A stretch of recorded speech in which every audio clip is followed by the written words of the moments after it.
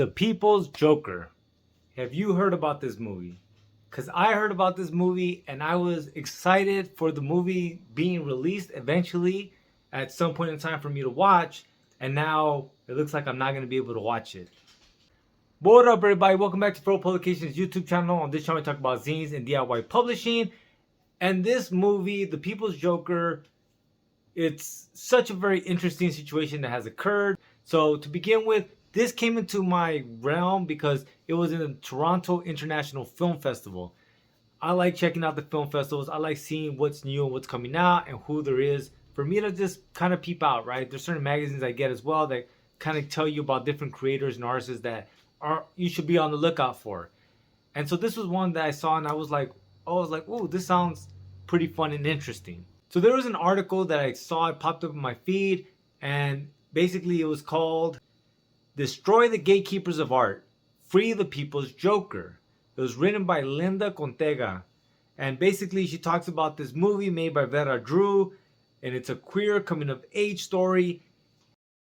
But when it's a festival premiere, a lot of our audience does not know what your movie is just yet. So can you give us a brief synopsis of The People's Joker?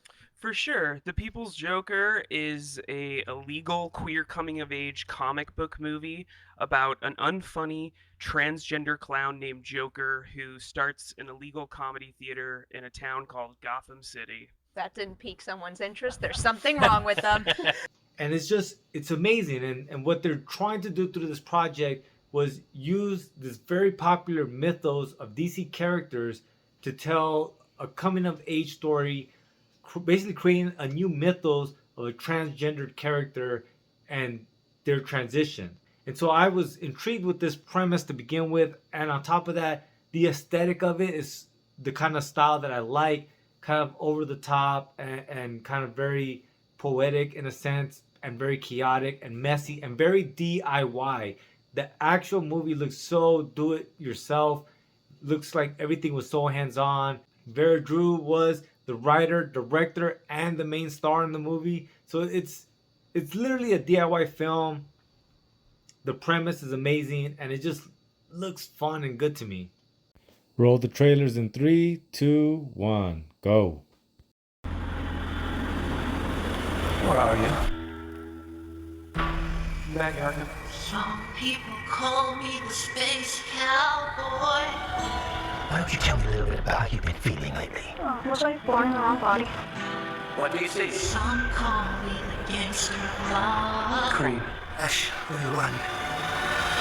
You'll be Mama's happy little boy in no time. As far back as I can remember, I always wanted to be a Joker. How are you settling into the city? Things are great. I've met a ton of great people, a ton of friends. You found work? I'm pursuing a career in stand-up comedy. I'm gonna be a comedian! Hey, sort of you, bait. Here's a pro tip. A lot of good comedy comes from stuff that actually happens to you. It gets good laughs. I always thought my life was kind of a tragedy. You were mentally ill. We got you help. You were mentally ill. I'm mentally ill. You were mentally ill. And, it is. Let's give a warm round of applause for Joker the Harlequin.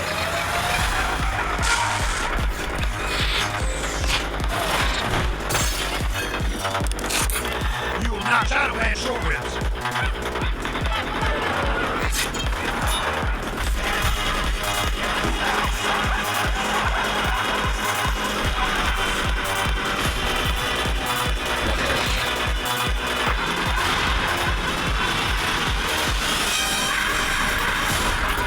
Now going back to that conversation about using mythos as a way of connecting the people.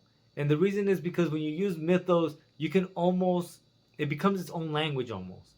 And mythos is so important to just our own psyche and as a community and everything. And it says a lot about what we value and the way in which we value things. Just a quick thing that I picked up online, I thought really drove the point home, right? Which is myths are more than mere stories, and they serve a more profound purpose in ancient and modern cultures. Myths are sacred tales that explain the world and man's experience. Myths are as relevant to us today as they were to the ancients. Myths answer timeless questions and serve as a compass to each generation. And that's why it's important for these mythos to be retold by different people in a way where it really highlights their experience. And so this movie for me, it's true. Like, I really want this movie to be released. I want this movie to exist. But the problem is obviously the copyright infringement and so on and so forth. Never mind that this is literally, you can tell off the back, it's a parody.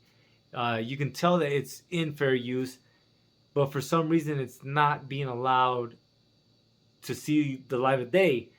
And I'm assuming that that's because there's money attached to it. And that's always the intersection that things up, is where, you know, art and just art for the sake of art intersects with the monetization of that art.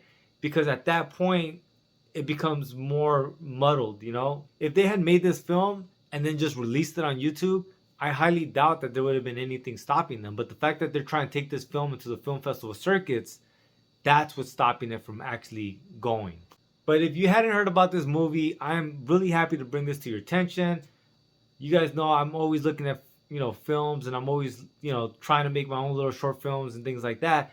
So like, this looks like a damn good movie, man, and I really hope that we'll be able to watch it one day, maybe do a review on that, because it looks like they had a lot of fun making that movie. Once again, there's a big DIY component to it. And then thirdly, it really is bringing, you know, a voice, a marginalized group to the forefront, which normally we don't see occur, much less in the comic book universes. And like I said, I'll have links in the show notes, one for the article, one for the creators panel at the TIFF, Toronto International Film Festival, and then lastly for the trailer, so that way if you guys want to watch it just slow down and just a little bit better, you guys can do that. Beyond that, man, thank you so much for watching. Please like, share, and subscribe. Lates.